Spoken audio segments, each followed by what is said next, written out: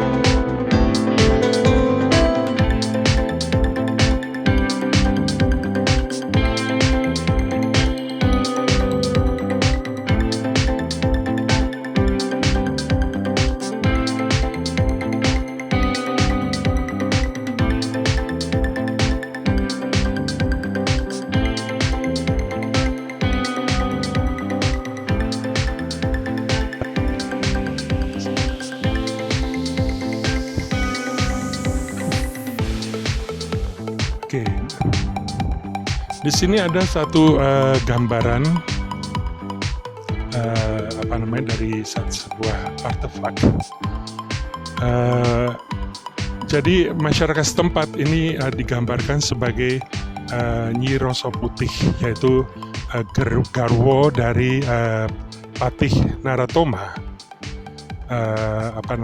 Tetapi ini sebenarnya adalah arca dari Dewi Hindu, yaitu Batari Durga.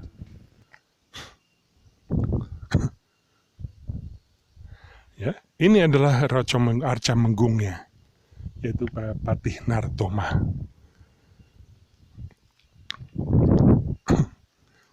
Jadi ada satu kepercayaan di sini. Bila mana kita bisa memeluk arca ini, tangan ketemu tangan, itu segala keinginan kita, segala harapan kita itu akan terpenuhi. Saya akan kasih contoh.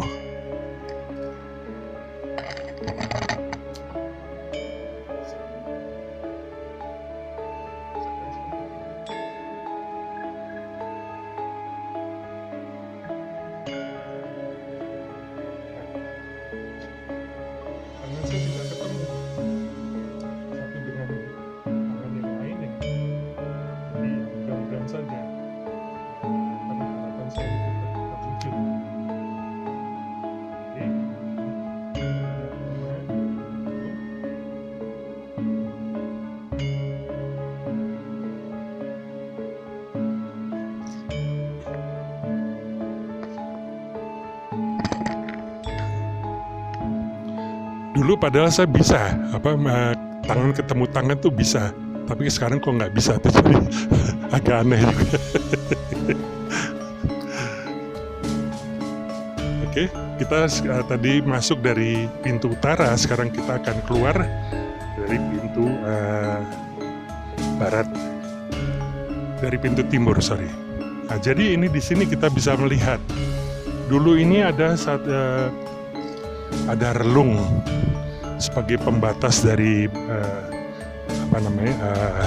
halaman ini. Namun ini dibuat bukan pada masa Prabu Erlangga, tapi di zaman modern. Ini dibangun oleh seseorang donatur yang menghargai dari tempat ini. Jadi kita bisa lihat lantainya di lantai modern sih. Jadi dulu tidak ada satu kotak di sini, ya. Kotak tembok di sini nggak ada. Oke, kita keluar lewat pintu timur.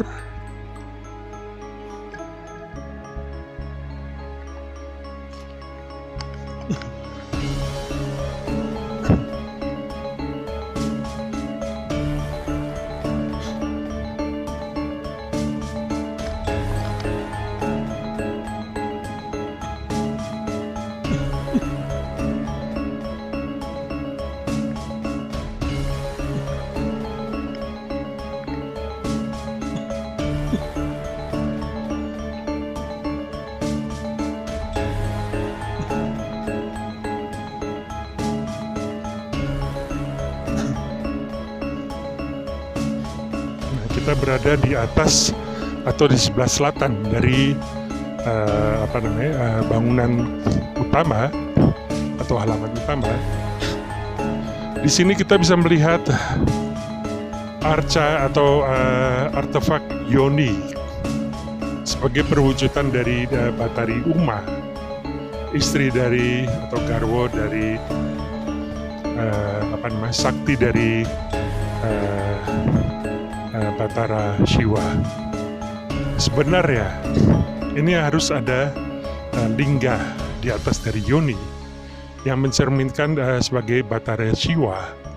Jadi persatuan dari kedua artefak ini, lingga dan Yoni ini adalah menggambarkan satu persatuan atau satu kekuatan dari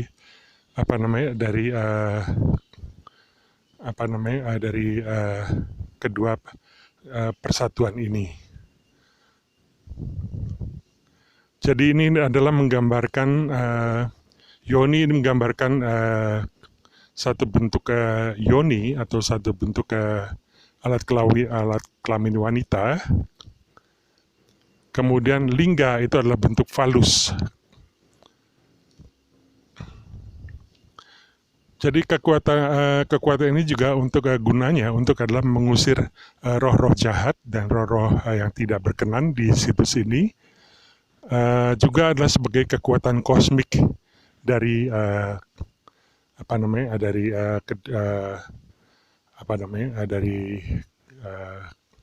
satu karya penciptaan. Kita ke atas lagi.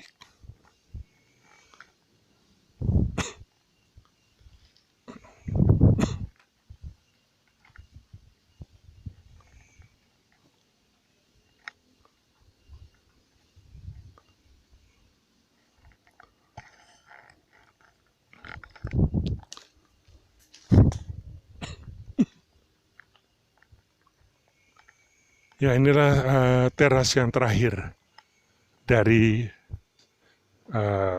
dari situs Menggung. Ini teras yang teratas.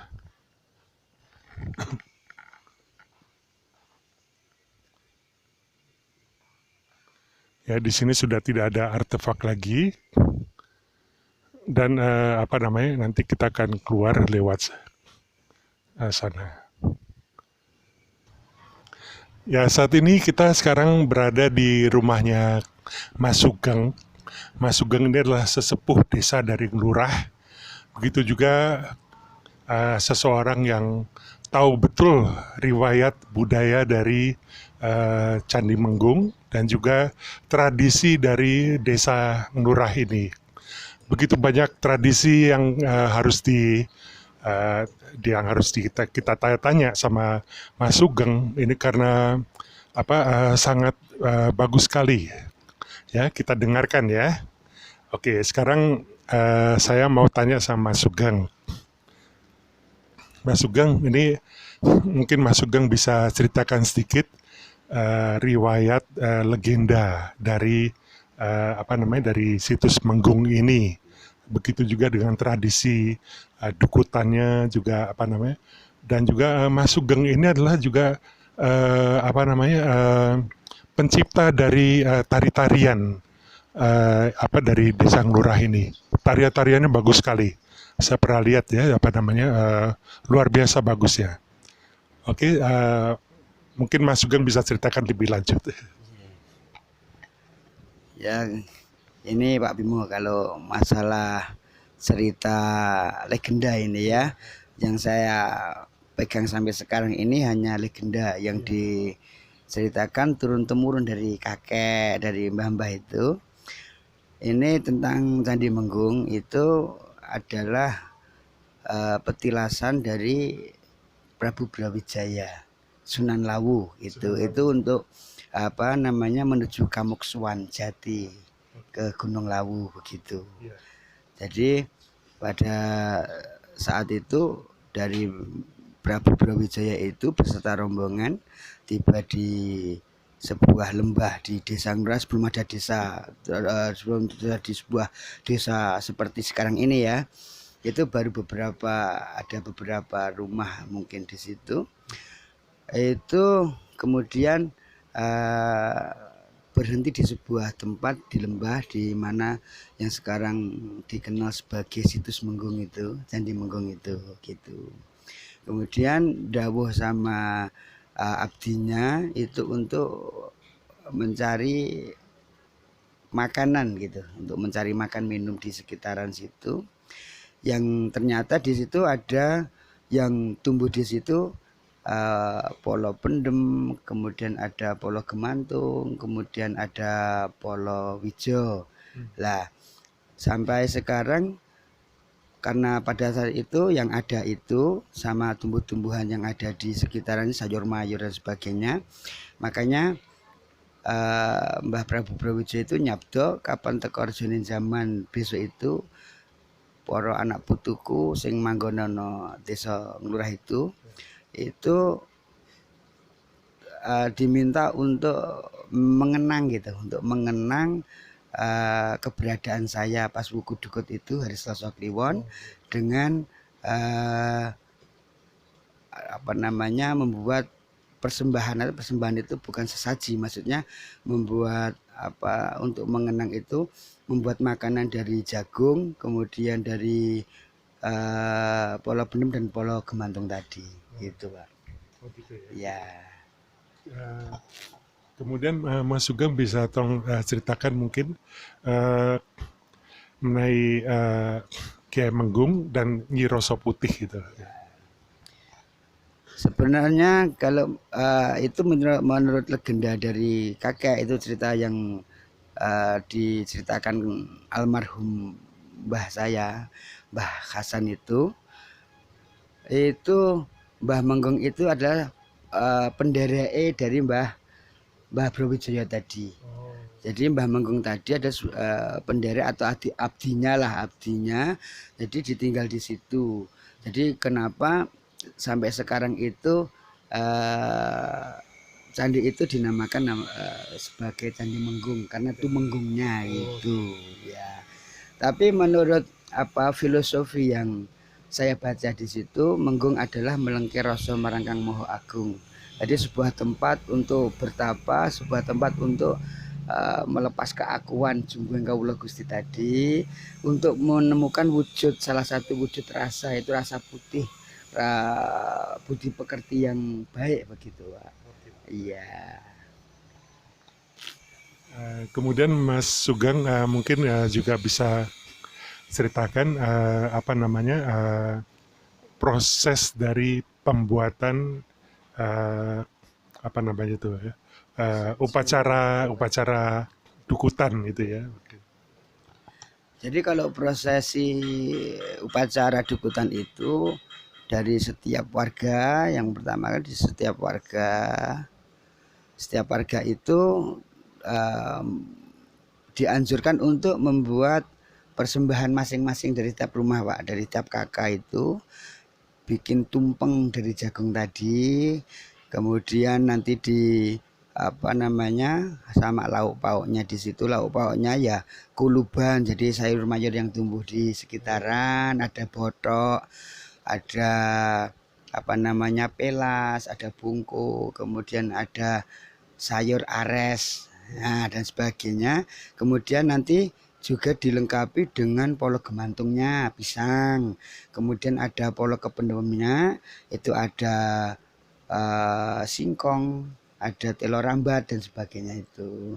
Dan sebenarnya kalau menurut saya itu sebuah ajaran, sebuah kitab yang harus dibaca sama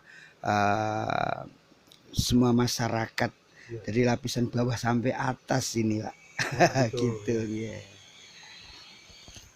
Kemudian juga ini Mas Sugeng,